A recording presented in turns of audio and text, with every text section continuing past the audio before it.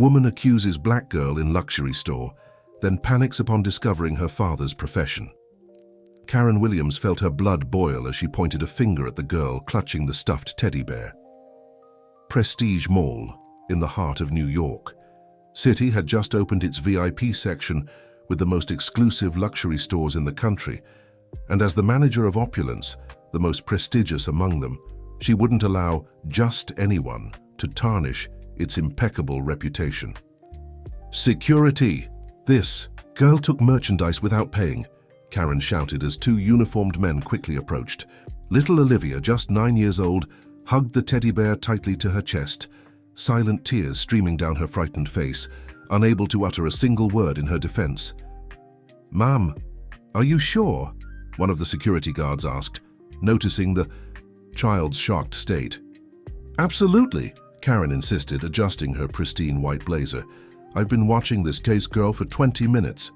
She was lingering around the collector's plush section, and now she has this exclusive bear in her hands. Check the cameras immediately." Customers passing through the elegant store began forming a small circle, watching the scene with expressions ranging from curiosity to discomfort. Olivia remained frozen, fear etched in her eyes. "Let's take both of you to the security room," the second guard said, trying to diffuse the situation. "We can sort this out calmly, away from prying eyes." "There's nothing to sort out," Karen snapped, her voice loud enough for everyone nearby to hear. "This girl couldn't possibly afford a bear that cost $3,000. It's obvious she planned to walk out without paying." As they walked to the restricted area of the store, Karen kept a safe distance from Olivia, as if the girl might somehow contaminate her. In the security room, the cameras were reviewed, but they showed no evidence of theft. "The footage doesn't show anything unusual, Ms. Williams," the head of security informed her after reviewing the recordings. "The girl simply picked up the bear from the shelf and was looking at it." "Impossible," Karen slammed the table. "There must be a blind spot, or she's just too clever. Call the police. I insist on filing a report." Just then, the security room door opened. A man in a flawlessly tailored dark suit entered with firm steps, his piercing gaze instantly commanding the room. Beside him, an assistant took notes on a tablet. "Where is my daughter?" he asked, his voice controlled but brimming with authority. Olivia ran into her father's arms, still clutching the teddy bear, now sobbing uncontrollably. "Are you this girl's father?" Karen asked, slightly unsettled by the man's imposing presence, but maintaining her accusatory tone. "Your daughter was caught trying to steal from our store." Marcus Johnson took a deep breath, placing his hands protectively on Olivia's shoulders. The child finally managed to speak in a near whisper. "Daddy, I was just holding the teddy. Like Mommy's." "Ma'am," Marcus said deliberately, as if choosing each word with care. "My name is Marcus Johnson. I'm a federal judge and the chair of the National Anti-Discrimination Council, and I've just witnessed one of the clearest cases of racial prejudice I've seen in my 20-year career."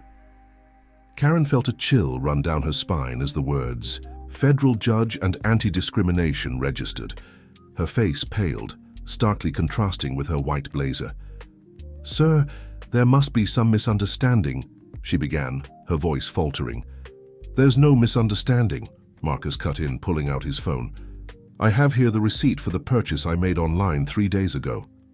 I asked Olivia to pick out a ribbon to decorate the gift while I handled some errands at the mall. The teddy bear is for my wife, who's been hospitalized for 2 months." Karen Williams felt the ground vanish beneath her feet. The security guards exchanged worried glances, and Marcus Johnson's assistant continued jotting down every detail of the situation. "I'd like to see the footage, please," Marcus requested the head of security, who promptly complied. The images clearly showed Olivia simply admiring the bear, hugging it like a precious treasure, with no intention of hiding it or fleeing the store. "As you can see, my daughter didn't try to hide anything. She was just waiting for me, as we agreed," Marcus explained, running his hand through Olivia's hair. "What concerns me is why, out of dozens of customers in the store, you chose to accuse a black child without any concrete evidence." Dear listener, if you're enjoying the story, don't forget to like and subscribe to the channel. It really helps us newcomers. Now back to the story. Karen swallowed hard, sensing the gravity of the situation. Her 15-year career in luxury retail flashed before her eyes like a slow-motion film. "Mr. Johnson, I assure you our store does not tolerate any form of discrimination," the head of security interjected, worried about the fallout. "Ms. Williams certainly acted out of overzealousness." "Overzealousness?" Marcus asked with a humorless smile. "Is that what we're calling structural racism these days? Interesting." Marcus's assistant, who had remained silent until then, stepped closer and whispered something in his ear. He nodded before turning his attention back to Karen. "Ms. Williams, this incident will be officially reported. My assistant has already contacted Mall Management and Opulence's headquarters. However, before we proceed with any action, I'd like to understand, what exactly led you to accuse my 9-year-old daughter of theft without any evidence?" Karen glanced around, searching for support she didn't find. The guards kept neutral expressions, avoiding eye contact. "I was just following security protocol," she tried to explain. "When we see suspicious behavior." "And what behavior was suspicious?"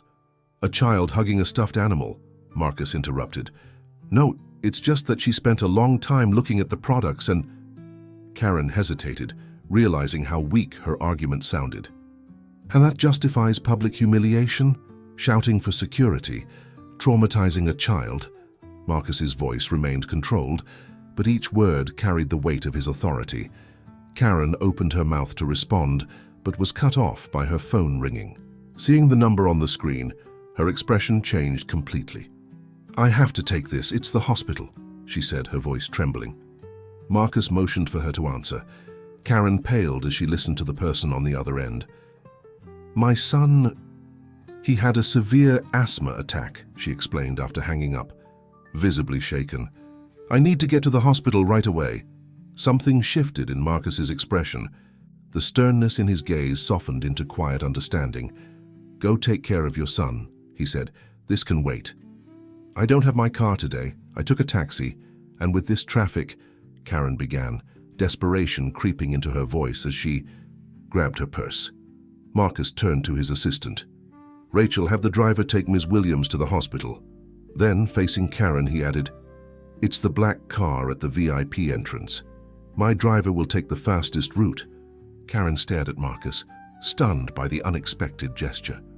"But after everything Now you're just a mother worried about her son, just as I am a father worried about my daughter," he replied simply. "We'll talk another day." With a murmured thank you, Karen hurried out of the room. In the hallway, she found Rachel, who was giving instructions over the radio to the driver.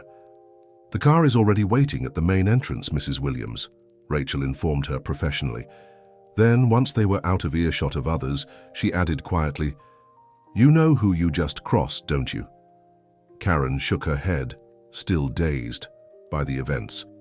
"Judge Marcus Johnson isn't just any federal judge. He's just been appointed to the Supreme Court and is the new chairman of the Prestige Group, which owns this mall," Rachel explained. "The purchase was finalized yesterday, and he's making discreet visits to all the properties." Karen's world completely collapsed. Not only had she falsely accused a child, but she now discovered the girl was the daughter of her new boss, and not just any boss, but the owner of the entire commercial complex and one of the most respected legal minds in the country. "My God," was all she managed to whisper before rushing to the waiting car. As the driver skillfully navigated the chaotic traffic of New York City, Karen tried to gather her thoughts. How could she have acted so impulsively? Why had she assumed that child was stealing without any concrete evidence? Marcus Johnson's questions echoed in her mind, along with her worry for her son Ethan's health. At the hospital, Karen found her son already medicated and out of danger. Ethan, 10 years old, had had asthma since childhood, but this had been the worst attack in recent times. The doctor explained he would need to stay under observation for at least 24 hours. While watching over her son's sleep, Karen couldn't stop thinking about Olivia's frightened expression. She saw her own child in that girl, kids the same age, equally vulnerable. Shame began to replace the fear and arrogance that had guided her actions earlier. That same night, her phone rang. It was the HR director of Opulence. Mrs. Williams, I regret to inform you that you are suspended from your duties indefinitely, pending an internal investigation, he said curtly. Please do not report to work tomorrow. You will be notified of the next steps. Karen didn't argue. She knew she deserved far worse for what she had done. After hanging up, she saw she had received an email from Marcus Johnson's assistant requesting her presence at the Prestige Group's headquarters the following Monday at 10 a.m. Over the weekend, caring for her son in the hospital, Karen had time to reflect on her actions. Ethan was discharged on Sunday, and on Monday, promptly at 10 a.m., she arrived at the imposing Prestige Group headquarters. Rachel greeted her in the lobby and escorted her to the executive floor. Karen was nervous but determined to face the consequences of her actions with dignity. To her surprise, when she entered the conference room, she found not only Marcus Johnson, but also Olivia, sitting beside her father, calmly drawing on a notepad. "Good morning, Mrs. Williams," Marcus greeted her, gesturing to a chair. "Thank you for coming. How is your son?" "He's better, thank you," Karen replied, taken aback by the question. "Mr. Johnson, first of all, I want to apologize for my behavior. What I did was unforgivable." Marcus studied her for a moment before responding. "Do you know why I asked you here today?" "I assume it's to formalize my termination," Karen answered, maintaining her composure despite the lump in her throat. "Actually, no," he said, surprising her. "I called you in because I want to understand what happened. Not just the incident itself, but the context that led to it." Karen hesitated, disconcerted by his approach. "Mr. Johnson, there's no justification for what I did." "I agree, but there are explanations, and that's what interests me now," he insisted. "How long have you worked in luxury retail?" 15 years. "Have you ever had another similar incident?" Karen thought for a moment. "There have been times when I called security over suspected theft, yes, but always based on genuinely suspicious behavior." "And have you been wrong before?" "Yes," she admitted. "A few times." "Did those people have anything in common?" Marcus asked, his tone neutral but his gaze intense. Karen felt the weight of the question. She'd never stopped to analyze the pattern, but now, forced to reflect, the answer was painfully obvious. They usually didn't fit the typical profile of the store's clientele, she finally admitted, ashamed. "And what would that typical profile be in your perception?" "People," she hesitated, "who looked like they had high purchasing power." "And how do you identify high purchasing power just by appearance?" The question hung in the air, exposing with crystal clarity the prejudice that had guided her actions for years. Karen felt tears forming in her eyes. "I never realized it before," she said, her voice breaking. "I always thought I was just doing my job, protecting the company's assets. But now I see I was judging people by their appearance, by the color of their skin." Marcus let the silence fill the room for a few moments before continuing. "Ms. Williams, do you know why I brought Olivia to this meeting?" Karen looked at the girl, who now lifted her eyes from her drawing, watching her with curiosity instead of fear. "I wanted you to see that despite the trauma you caused, she's okay. Children have an incredible ability to recover," Marcus explained. "But not all traumas are overcome so easily. Some scars stay with us for life." He opened a drawer and pulled out a yellowed newspaper clipping. "This is me at 10, he said, showing a photo of a black boy being escorted out of a store by security. "I was accused of stealing a book from a bookstore in downtown New York City. I was just reading it, dreaming of one day being able to buy it." Karen studied the image, feeling the weight of his revelation. "It was because of that incident that I decided to become a judge," Marcus continued. "I promised myself I'd work, so other kids wouldn't go through what I did. And now, 30 years later, my own daughter experiences the same thing." Olivia stood up and handed her drawing to Karen. It showed two figures, a girl holding a teddy bear and a woman in a white blazer, between them, a big red heart. "Daddy said you have a son who gets sick like Mommy," Olivia said in her sweet voice. "I drew this so he gets better soon." Karen took the drawing with trembling hands, unable to stop the tears now streaming down her face. "Thank you, Olivia," she managed to say. "Your drawing is beautiful." Marcus watched the interaction before speaking again. "Ms. Williams, I'm not going to fire you." "What?" she asked, certain she'd misheard. "I don't believe firing solves systemic problems," he explained. "I could let you go, and the company would hire someone else with the same unconscious biases, perpetuating the cycle." Karen stared at him, confused. "So what will happen to me?" "I have a proposal," Marcus said. "The Prestige Group is launching a diversity and inclusion program. We want our stores to reflect the diversity of American society, both in our staff and in how we serve our customers. I'd like you to lead this program at Opulence." "Me?" Karen couldn't believe what she was hearing. "But after what I did—" "Exactly because of that," Marcus interrupted. "Who better to fight prejudice than someone who's recognized their own?" "But I have no experience with this," she argued. "You'll have all the support you need. The program includes training, workshops, and most importantly, direct contact with underprivileged youth who will be hired as apprentices." Karen processed the information, still stunned by the unexpected turn. "Why are you giving me this chance?" she finally asked. Marcus smiled for the first time since they'd met. "Because I believe in people's capacity to change," he replied. "And also because I need someone who deeply understands the luxury retail environment to identify and combat these prejudices from within." Rachel entered the room just then, carrying some folders. "These are the program details," she explained, handing the materials to Karen. "You'll have 3 months to implement it at Opulence, working directly with our social responsibility team." "And if I fail?"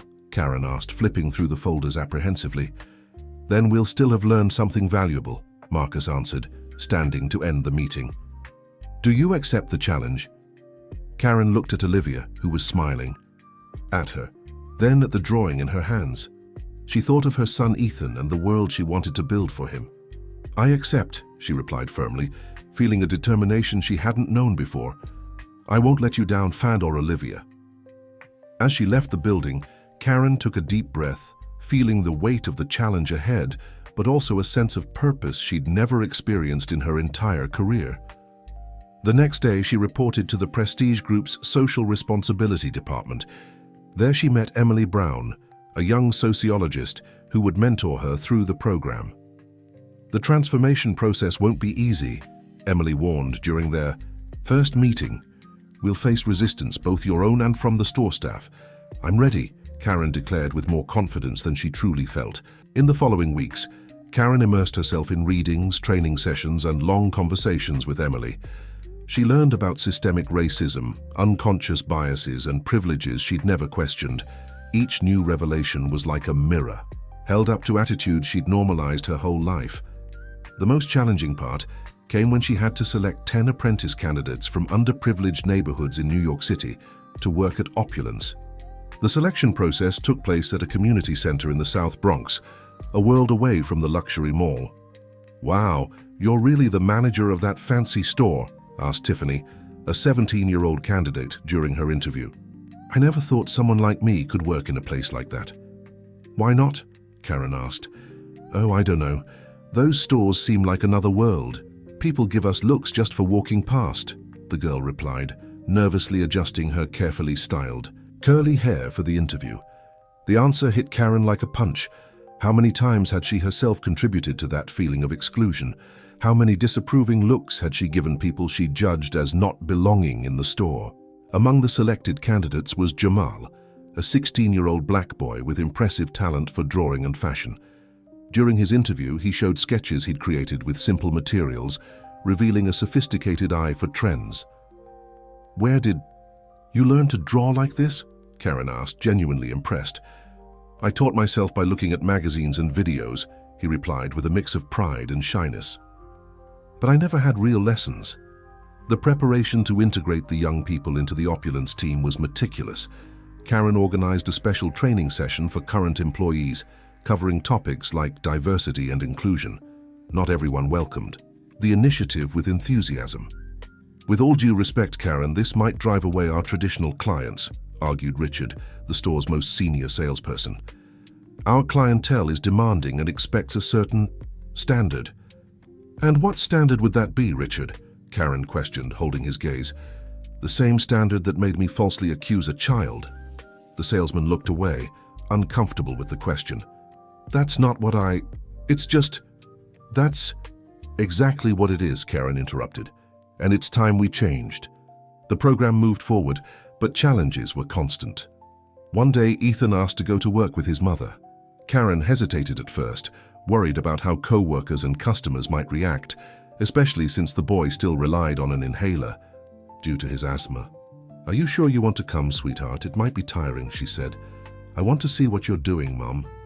"It seems important," Ethan replied with a wisdom that sometimes surprised Karen. That day, there was a special training session with the young apprentices. Ethan watched everything with curiosity, especially Jamal, whose drawings fascinated him. "You draw really well," Ethan praised, approaching the young man timidly. "Thanks, little man," Jamal replied with a smile. "Want to learn?" Soon the two were absorbed in an impromptu drawing lesson, with Jamal patiently teaching Ethan some basic techniques. Karen watched the interaction, moved, when Rachel, Marcus Johnson's assistant, entered the room. "Ms. Williams, Dr. Johnson, would like an update on the program," she informed. "He'll be coming tomorrow with his wife and daughter." The news made Karen anxious. The program was progressing, but there was still so much to do. Would Marcus be satisfied with the results so far? The next morning, Karen arrived early at the store, making sure everything was impeccable. The young apprentices, usually relaxed, also seemed nervous about the owner's visit. "What if we mess up?" Tiffany asked, adjusting the display items for the 10th time. "You were chosen for your talent and potential," Karen replied with a confidence that had grown each day. "Just be yourselves, that's what matters." At exactly 10 a.m., Marcus Johnson arrived at the store. Beside him was Olivia, as lively and curious as any child her age. But what surprised Karen was the woman accompanying them in a wheelchair, Allison Johnson, Marcus's wife and Olivia's mother. "Good morning, Ms. Williams," Marcus greeted. "I'd like to introduce you to my wife, Allison." Karen approached, extending her hand with slight nervousness. "It's a pleasure to meet you, Mrs. Johnson." Allison smiled, shaking her hand with surprising firmness. "The pleasure is mine. Marcus has told me about your work with the inclusion program. I'm eager to see the results." Dear listener, if you're enjoying the story, don't forget to like and especially subscribe to the channel. It helps us a lot as we're just starting out. Now back to the story. The visit continued with Karen introducing the young apprentices and explaining the changes implemented in the store. The Johnson family interacted warmly and respectfully with everyone, creating a relaxed atmosphere despite the formality of the occasion. Olivia recognized Jamal immediately and ran up to him. "You're the boy who draws," she exclaimed. "My dad showed me your drawings at home." Jamal smiled, a little embarrassed by the attention. "Hey, kiddo, you like drawing too?" "I love it," she replied excitedly. "My mom is teaching me. She used to be an art teacher before she got sick." Allison wheeled closer, maneuvering her chair skillfully. "Jamal, your drawings are truly impressive," she remarked. "Marcus showed me your portfolio. You have a natural talent for fashion." The young man blushed at the compliment. "Thank you, ma'am. I've always loved creating, but I never thought I could make it a career." "And why not?" Allison asked. "Before I fell ill, I taught at the School of Fine Arts. If you're interested, I can guide you about courses and scholarships." Jamal's eyes lit up at the possibility. "That would be amazing, ma'am." As the visit continued, Karen noticed Ethan entering the store shyly. The boy had insisted on coming alone, taking the bus for the first time to show his drawings to Jamal. "Mom!" he called, waving. When Ethan got closer, he suddenly had an asthma attack, likely triggered by anxiety and exertion. Karen rushed to help him, grabbing the inhaler from her son's backpack. "Breathe slowly, sweetheart," she instructed, helping him use the medicine. To her surprise, Allison quickly wheeled over. "Can I help? I'm a doctor," she offered. "Please," Karen said, making space for Allison to examine Ethan. With precise movements and a calm voice, Allison guided the boy to control his breathing while checking his vitals. "The attack is passing, but he should rest for a few minutes," she explained to Karen. "Have you been following up with a pulmonologist?" "Yes, but the attacks have been more frequent lately," Karen replied, worried. "If you'd allow me, I could review his records. I worked with refractory childhood asthma cases before specializing in neurology," Allison offered. "You're a doctor too," Karen asked, surprised. I am. Or rather, I was, Alison answered with a serene smile. I had to step back from clinical practice after the accident, but I still keep my license and do consultations. Ethan, now recovered, watched Alison with curiosity. You can't walk? He asked with the blunt honesty of a child. Ethan, Karen scolded, embarrassed. It's all right, Alison assured. No, Ethan, I can't walk. I was in a car accident 2.5 years ago and suffered spinal cord injuries. Does it hurt? The boy continued. Sometimes, Alison answered honestly, but I'm getting better every day. In fact, I just got back from the hospital. I was there for months for an experimental treatment. Marcus, who had been observing the interaction closely, stepped forward. Alison is the reason we bought the teddy bear, he explained to Karen. It was our tradition before the accident. Whenever one of us was sick or sad, the other would buy a stuffed bear. The bear in the store looked just like the one Daddy gave me when Mommy went to the hospital, added Olivia, who was now playing with Jamal and Ethan. I wanted her to have a new one now that she's home. Karen felt a wave of emotion as she understood the full meaning of the incident she had caused. It wasn't just a child admiring a toy, it was a daughter trying to keep a family tradition alive during a difficult time.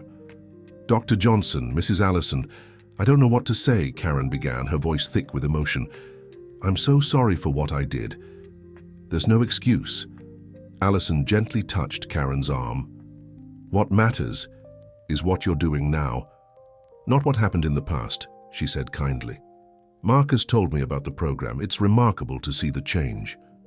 The visit continued with Marcus talking to the young apprentices, interested in their stories and aspirations. Allison in turn exchanged contacts with Karen, committing to recommend a colleague who specialized in childhood asthma to evaluate Ethan. At the end of the visit, Marcus called Karen for a private conversation. The program is exceeding my expectations, he praised, but I'd like to propose an expansion. What kind of expansion? Asked Karen, intrigued. I want to implement the same model in all the stores of the group, Marcus explained, and I'd like you to oversee the project. Karen stared at him, stunned. Me? But that would mean a promotion, yes, he confirmed. From store manager to director of diversity and inclusion at the Prestige Group. I don't know if I'm ready for such a big responsibility, Karen admitted. No one is ever fully ready for challenges they've never faced before, Marcus mused. But you've shown something essential, the ability to recognize mistakes and turn them into lessons. As Karen processed the proposal, Olivia approached, holding Ethan's hand. Auntie Karen, can I come to your house one day to play with Ethan? She asked, with the natural ease of children. Of course you can, sweetheart, Karen replied, smiling at her son, who seemed excited by the idea. Ethan can come to my house too, Olivia suggested. I have a ton of art supplies Mommy gave me. Allison walked over, smiling as she listened, to her daughter. We can arrange that next weekend if that works for you, Karen, she offered. That would be wonderful, Karen agreed, moved by the unexpected turn her life had taken. That night, after putting Ethan to bed, Karen sat on her porch, reflecting on the events of the past few weeks. Less than a month ago, she had been an obsessive manager, concerned only with sales and security, carrying biases she hadn't even recognized. Now she was about to take on a leadership role in a social transformation project. The phone rang, interrupting her thoughts. It was Emily, her mentor in the program. I just heard the news, the sociologist exclaimed excitedly. Congratulations. On the promotion, Karen, you truly deserve it. I don't know if I deserve it, Emily, Karen confessed. Sometimes I think all this happened because of a terrible mistake I made. And what's wrong with that? Emily countered. The greatest lessons often come from our most painful mistakes. What matters is what we do afterward. Emily's words lingered in Karen's mind long after they hung up. It was true. Her mistake had opened a path to a transformation she could never have imagined possible. In the weeks that followed, the friendship between the families blossomed. Ethan and Olivia became inseparable companions, bonded by their shared love of art. Jamal, meanwhile, began taking private lessons with Allison, who saw extraordinary talent in the young man that needed nurturing. The inclusion program expanded. To other Prestige Group stores, gradually transforming the company culture. It wasn't without resistance. Some employees resigned, some customers stopped shopping there, and critics in the press questioned the erosion of the luxury market. But for every obstacle, there were also inspiring stories. Like Tiffany, who revealed an exceptional talent for sales, setting records in her very first month as an apprentice. Or Tyler, another young man in the program who identified a flaw in the inventory system that had been causing losses for years without anyone noticing. 3 months after the program began, the Prestige Group held a special event to celebrate its results. Held in the main auditorium at headquarters, the event brought together employees, apprentices, and their families, as well as members of the press and retail industry. Karen, now officially the Director of Diversity and Inclusion, was nervous. This would be her first public presentation in this role. "Don't worry," Marcus reassured her moments before it began. "Just speak from the heart as you've done so far." The auditorium was packed when Karen took the stage. In the front rows, she could see Ethan smiling beside Olivia and Allison. Jamal and the other young apprentices were also there, looking sharp in their opulence uniforms. "4 months ago, I made a mistake that could have ended my career," Karen began, choosing honesty. "I wrongly accused a child of theft, based solely on prejudices I didn't even realize I had." A thoughtful silence filled the room.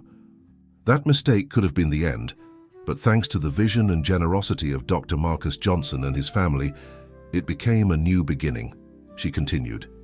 The Prestige Group's Diversity and Inclusion program was born from the belief that people can change, that companies can transform, and that the luxury market can and should be accessible to everyone who wants to be part of it, whether as customers or professionals. Karen then invited the young apprentices to the stage, introducing each one and highlighting their achievements over the past few months. Jamal, now more confident, spoke about his experience and revealed the creation of an exclusive line of scarves inspired by the cultures of New York City's outskirts, which Opulence would launch the following month. At the end of the presentation, Marcus Johnson announced the creation of a scholarship fund for talented youth from underprivileged areas, named after Allison, who would chair the selection committee. "Change doesn't happen overnight," Marcus said in his closing remarks. "It's an ongoing process that requires commitment, the humility to recognize mistakes, and the courage to make real changes. The Prestige Group is just beginning its journey, but we can already see the first fruits." After the event, as families and guests mingled, Karen approached Allison, who was chatting animatedly with some of the program's youth. "Can I talk to you for a minute?" she asked. The 2 women stepped slightly away from the group. "I wanted to thank you personally for what you did for Ethan," Karen said. "The specialist you recommended made all the difference. His episodes have decreased significantly." "I'm so glad to hear that," Allison replied with a warm smile. "Ethan is a special boy." "Just like Olivia," Karen observed, watching the children playing across the room. "They seem to have formed a very strong bond." "Olivia never had many friends," Allison confided. "After my accident, she became more withdrawn, taking on too much responsibility for a child her age." Ethan brought back her joy. Karen felt a lump in her throat. "It's ironic to think none of this would have happened if I hadn't made that terrible mistake." Allison gently touched Karen's arm. "You know what I learned after my accident? There's no mistake or tragedy that can't be turned into something positive if we're willing to do the necessary work." The 2 women watched in silence as their families interacted. Ethan was showing Jamal a new drawing, while Olivia chatted excitedly with Tiffany about something that seemed extremely important to both. "How has your readjustment at home been?" Karen asked, referring to Allison's return after her long hospitalization. "Every day is a challenge," Allison admitted, "but also a victory.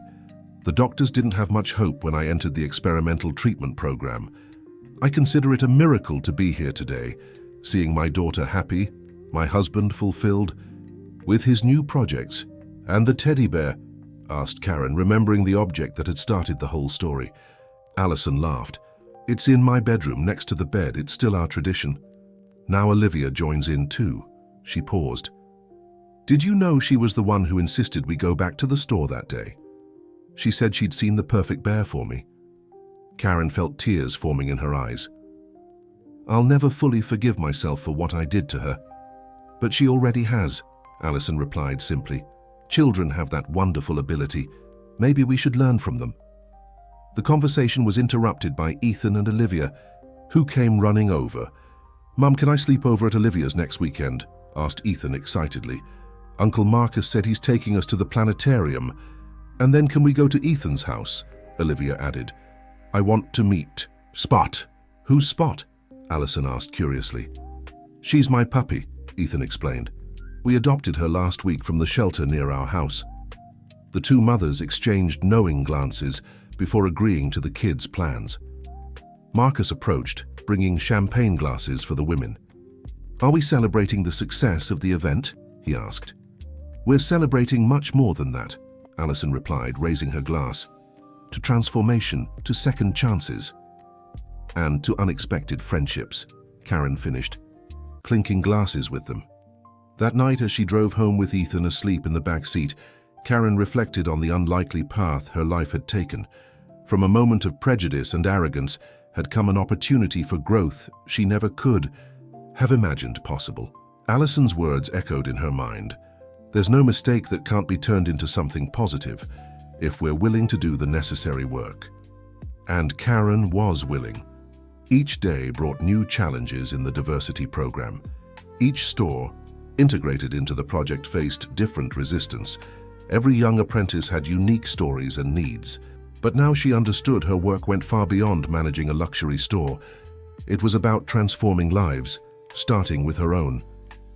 6 months after the initial incident, the program had already been implemented in all Prestige Group stores across America. Jamal had received a full scholarship to study fashion design. His scarf collection had become a bestseller, and he now mentored other young people interested in creative careers. Tiffany was promoted to sales associate, breaking records month after month. Her natural charisma and dedication won over even opulence's most traditional clients who had initially resisted her presence. Ethan and Olivia remained inseparable. With proper treatment, the boy's asthma attacks became rare, allowing him to participate more actively in sports and play. Olivia, in turn, returned to being the happy, carefree child she was before her mother's accident. Alison surprised everyone by taking her first steps with crutches. Progress doctors had considered unlikely. She credited part of her recovery to the support of her new circle of friends, especially Karen, whom she spoke with almost daily. One Sunday afternoon, the two families gathered for lunch at the Johnsons' house. While the kids played in the yard with Spot, who had been brought along for the occasion, the adults chatted on the porch, enjoying the pleasant weather. I have news, Alison announced during dessert. I've been invited to teach at the university again. Not full-time, just one course to start, but that's wonderful, Karen exclaimed, genuinely happy for her friend. I was hesitant, but Marcus convinced me to accept, Alison continued. And I also had a very inspiring conversation with someone who understands the value of facing seemingly insurmountable challenges. She looked meaningfully at Karen Williams, who understood the message and smiled, moved. I also have an announcement, said Marcus Johnson, taking his wife's hand. The Diversity and Inclusion Program at the Prestige Group has been selected as a finalist for the National Corporate Social Responsibility Award. That's incredible, said Karen, surprised. I didn't know we'd been nominated. Because I didn't tell anyone until I was sure, Marcus explained. The ceremony is next month, and I'd like you, Karen, to represent the group. Me? But you're the president. It should be you. The program is yours, Marcus interrupted. You built it. You assembled the team. You faced the resistance. It's only fair that you receive the recognition.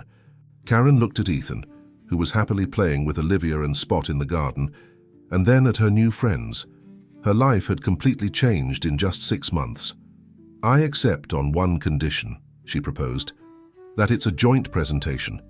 The program would never have existed without all of you. Marcus and Alison exchanged knowing glances before agreeing. On the night of the awards ceremony, Karen was nervous. The auditorium was packed with representatives from the country's biggest companies and government officials. In the front row, Ethan and Olivia watched proudly alongside Allison and Rachel. When the envelope was opened and the Prestige Group announced as the winner, a wave of emotion swept over Karen. As she took the stage with Marcus, she saw familiar faces in the audience: Jamal, Tiffany, and other young people from the program, all cheering enthusiastically. "This award represents so much more than corporate recognition," Karen said in her speech. "It celebrates the courage to confront deep-seated prejudice, the determination of young talents who just needed an opportunity, and the wisdom of visionary leaders like Marcus and Allison Johnson." She paused, meeting Ethan's gaze in the crowd. "A little over 6 months ago, I made a terrible mistake. I wrongly accused a child because of biases I didn't even know I had. That mistake could have been the end of my career, maybe even my dignity. But thanks to the generosity of an extraordinary family, it became the start of a transformative journey." Her words flowed with sincerity, touching everyone present. The Prestige Group's diversity and inclusion program was born from a moment of crisis, but grew with determination and vision. Today, we have over 50 young apprentices in our stores, many already promoted to full-time positions. Our sales have increased, our customer base has diversified, and most importantly, we're creating an environment where everyone is welcome, regardless of background or appearance.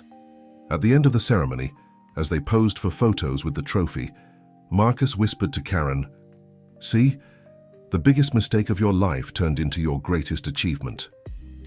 Karen smiled, moved, watching Ethan and Olivia run toward her to hug her. "It wasn't the mistake that changed," she replied. "It was me." That night, as she tucked Ethan into bed, the boy asked a question that deeply touched Karen. "Mom, do you think people can really change?" "Why do you ask, sweetheart?" Karen wondered, sitting beside him. "Well, at school, my teacher said that once we grow up, we stay the same forever," he explained. "But you changed. You used to be angry and now you're nice." Karen laughed at his childlike honesty. "I think people change when they find important reasons to," she answered, stroking his hair. "And sometimes we need to make mistakes to discover who we really want to be." "I'm glad you fought with Olivia that day," Ethan said, surprising Karen. "Otherwise, we wouldn't be friends now." "I didn't fight with Olivia, sweetheart. I made a serious mistake," corrected Karen, wanting the boy to understand the difference. "I know, but it all worked out in the end," he replied with the simple logic of children, like in the stories. Karen kissed her son's forehead, thoughtful. "Sometimes life is just like that, sweetheart. But we always have to work to fix our mistakes. We can't just wait for everything to resolve itself." "Like you did?" he asked, already sleepy. "Like I tried to do," she corrected. "And I keep trying every day." When Ethan finally fell asleep, Karen stepped onto the balcony of her apartment, as she always did when she needed to reflect. The city of New York stretched out before her, bright and vibrant. Her phone rang. It was Allison. "I just wanted to thank you for today," said the warm voice on the other end. "Your speech was moving." "I only spoke the truth," Karen replied. "None of this would have happened without you.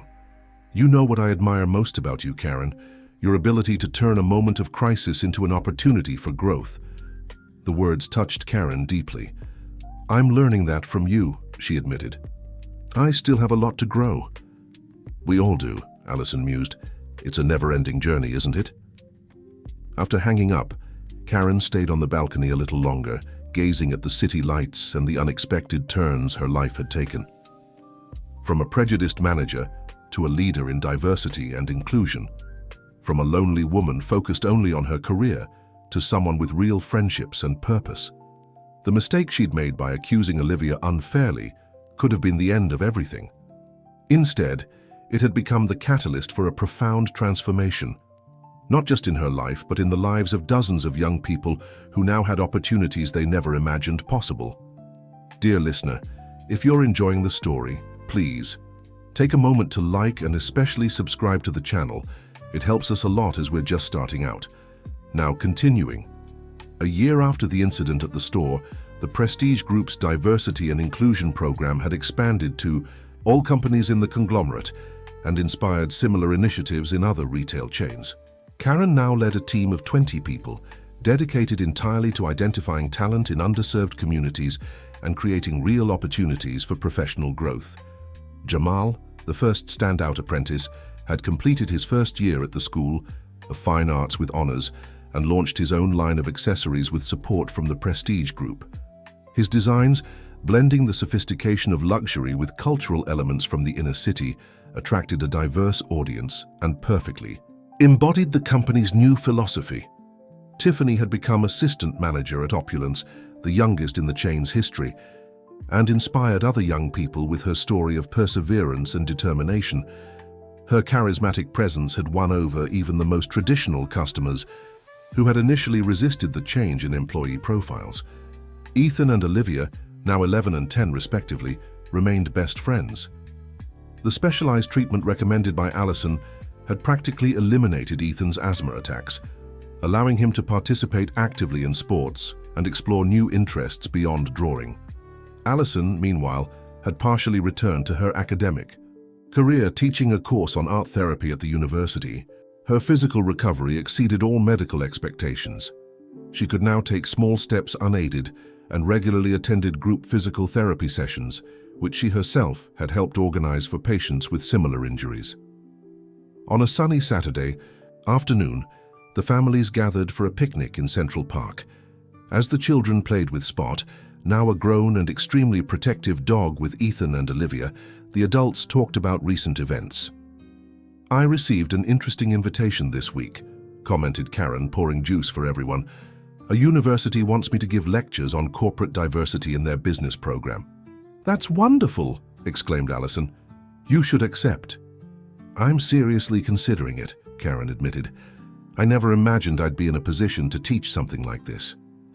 Marcus smiled, watching the group of young apprentices who had been invited to the picnic and were now playing frisbee a few yards away. "Life has its twists and turns," he remarked. "A year ago, we were all in very different places." "It's almost unbelievable to think about everything that's happened," Karen agreed. "Sometimes I wonder if I'm not living a dream." "If it is a dream, it's one we're building together," Allison replied, adjusting herself in her specially adapted picnic chair. "And there's still so much to do." Karen nodded thoughtfully.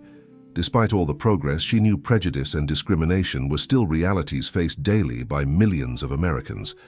The Prestige Group's program was just a drop in the ocean, but every changed life represented a significant victory. "I've been thinking about expanding the program to other areas," Marcus said, as if reading Karen's thoughts. "Maybe creating an institute to formalize and broaden the reach of our initiatives." "That would be incredible," Karen replied, excited by the idea. "We could establish partnerships with other companies, create a diversity certification, and perhaps integrate a stronger educational component," Allison suggested. "Scholarships, preparatory courses." The three continued discussing possibilities, energized by the potential for even greater impact. As they talked, Ethan and Olivia approached, bringing Spot, who was panting after running around the park. "Mom, can I tell Aunt Allison and Uncle Marcus about my school project?" Ethan asked eagerly. "Of course, sweetheart," Karen encouraged. "We're doing a project about people who inspire us," he explained. "And I chose all three of you." "All three of us?" Marcus asked, surprised and touched. "Yes, Aunt Allison, because even after her accident she kept being a doctor and a teacher. Mom, because she changed and created the program that helps so many people. And you, because you gave Mom a chance when everyone else just wanted to fight with her." The simplicity and sincerity of his explanation moved the adults. Olivia hugged Ethan, proud of her friend. "I'm doing a project too," she shared, "about how small actions can change the world, and I used our teddy bear as an example." "The teddy bear?" Karen asked curiously. "Yes, if I hadn't gone to look for the teddy bear for Mom that day, none of this would have happened," Olivia explained with the irrefutable logic of children. "Now Jamal makes beautiful clothes, Tiffany is almost a manager, and so many people have great jobs." The adults laughed at the girl's unique perspective, but recognized the truth in her words. Sometimes the most significant events stem from the most unlikely moments. The afternoon passed with games, conversations, and plenty of laughter. As evening fell and they packed up to go home, Karen observed the diverse group that had formed, the young apprentices, now rising professionals, Marcus and Allison, who had turned a potentially traumatic experience into an opportunity for social change, Ethan and Olivia, whose friendship symbolized the possibility of a future less divided by prejudice. "What are you thinking about?" Allison asked, noticing Karen's thoughtful gaze. "How life can change completely in an instant," she replied, "and how fortunate we are when we get the chance to fix our mistakes and learn from them. And you made the most of your chance like few would," Allison remarked. "I had help," Karen smiled, glancing meaningfully at her friends. On the drive home, Ethan dozed off in the back seat, exhausted after a day of play. Karen watched him in the rearview mirror, feeling a wave of gratitude for the life they were building now. Her phone buzzed with a message from Marcus.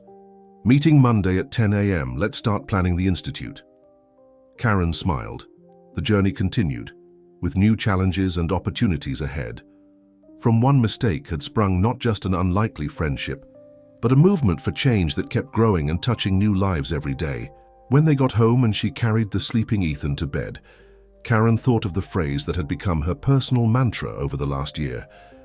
"There's no mistake that can't be turned into something positive if we're willing to do the necessary work."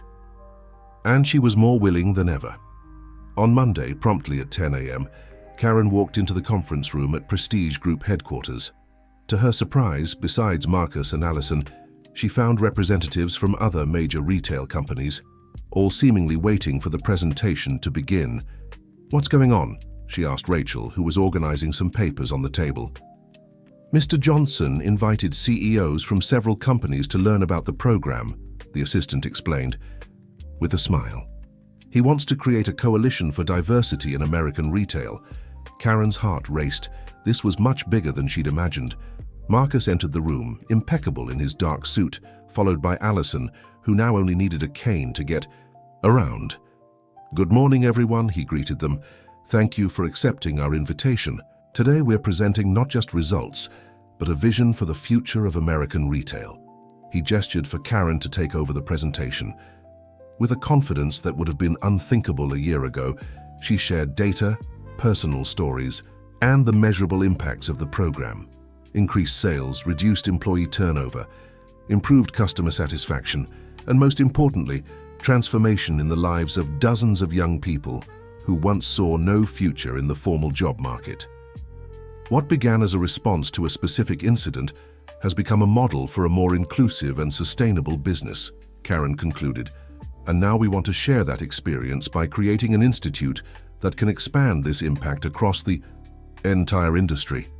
After the presentation, the executives asked questions, voiced concerns, and, to Marcus's satisfaction, showed genuine interest in joining the initiative. "Impressive," commented the CEO of one of the country's largest department store chains. "The results speak for themselves. How can we implement something similar in our operations?" "That's exactly why we're here today," Marcus replied. "We propose creating a sector-wide institute with participation from all interested companies to develop methodologies, share experiences, and establish a unified training and inclusion program." The discussions lasted all morning, with practical next steps being outlined. By the end, 7 companies had committed to joining the institute and implementing similar programs in their operations. When everyone had left, leaving only Karen, Marcus, and Allison in the room, the feeling was one of accomplishment and anticipation. "We did it," Karen said, still processing the meeting's success. "They really bought into the idea." "Because it's an idea whose time has come," Marcus replied. "And because we have concrete results to show, not just good intentions." Allison, who had remained more observant during the meeting, finally spoke up. "You know what impresses me most about all this? How a moment that could have been just sad and painful turned into something so powerful and positive." Karen nodded thoughtfully. "Sometimes I wonder what would have happened if I hadn't accused Olivia that day. I'd probably still be the same prejudiced manager, living in my bubble of privilege without questioning anything. And we never would have met," added Allison. "Ethan and Olivia wouldn't be friends. Jamal wouldn't be in college." "It's like Olivia said," Marcus smiled. All because of a stuffed teddy bear. The three laughed, recognizing the profound simplicity of that childlike observation. Sometimes the most transformative moments in our lives begin in the most unexpected ways. 2 years after the incident at the store, the Prestige Institute for Diversity and Inclusion had become a national benchmark, with programs implemented in over 50 retail companies and expanding into other sectors. More than 500 young people from underserved communities had gone through the programs, many already in leadership positions at their organizations. Jamal, now in his 3rd year of college, had interned with a prestigious international brand in Milan and returned with new ideas and techniques he incorporated into his designs. His accessory line had become a sales phenomenon, blending sophistication with American cultural elements. Tiffany had taken full management of opulence and was featured in a story by the country's top business magazine as an example of the new generation of leaders in luxury retail. Her story inspired other young people to believe in their potential, regardless of their background. At a special ceremony held at Lincoln Center, the Institute received an international award for social responsibility. On stage, side by side, stood Marcus, Allison, and Karen, representing the unlikely union that had started it all. This award belongs to every young person who believed in our program and in their own potential, Karen said in her speech. It belongs to every company that had the courage to question ingrained practices and open themselves to new possibilities. And it belongs especially to a little girl who, while looking for a gift for her mother, set in motion a change far greater than she could have imagined. In the audience, Olivia, now 12, smiled shyly beside Ethan. Both wore t-shirts with the Institute's logo, designed by Jamal as his first professional project. After the ceremony, during the reception, a journalist approached Karen for an interview. Ms. Williams, the Prestige Institute has been praised for its transformative impact on the job market. What would you say was the key element to this success? Karen paused before answering. The ability to turn mistakes into lessons, prejudices, into awareness, and obstacles into opportunities, she said. But most of all, the courage to look inward and recognize that change begins with each of us. The journalist noted her answer, clearly impressed. And personally, what would you say you've learned on this journey? I've learned that no one is defined by their worst moment, Karen replied, and that everyone deserves the chance to prove they can be better than they were yesterday. Later that evening, the families gathered for a celebration dinner. Ethan and Olivia excitedly shared their plans for a joint school project on social entrepreneurship, inspired by the stories they witnessed daily. We want to create a store where kids from underserved communities can sell things they make themselves, Ethan explained. Like art, crafts, those kinds of things. And we also want to offer computer and English classes, added Olivia, because we've learned that education is important for getting opportunities. The adults exchanged emotional glances, seeing how the children had absorbed the values they'd tried to instill. I think we've raised little socially conscious monsters, joked Allison, who could now walk short distances without any support, much to her doctor's ongoing amazement. The best kind of little monsters, Karen agreed with a smile. Marcus raised his glass for a toast. To a future where no one is judged by their appearance, background, or social status, he proposed, and where every mistake can be an opportunity to grow, not a final sentence. Everyone raised their glasses, celebrating not just their present achievements, but the extraordinary journey that had brought them there, a journey that had begun with prejudice, an unfair accusation, and a stuffed teddy bear. That night, as she put Ethan to bed, Karen found him flipping through a photo album.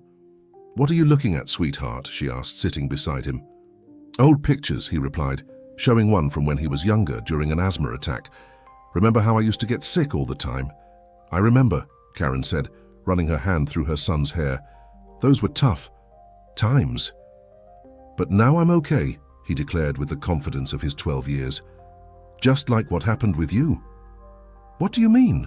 Karen asked, curious. "You were sick before too," Ethan explained.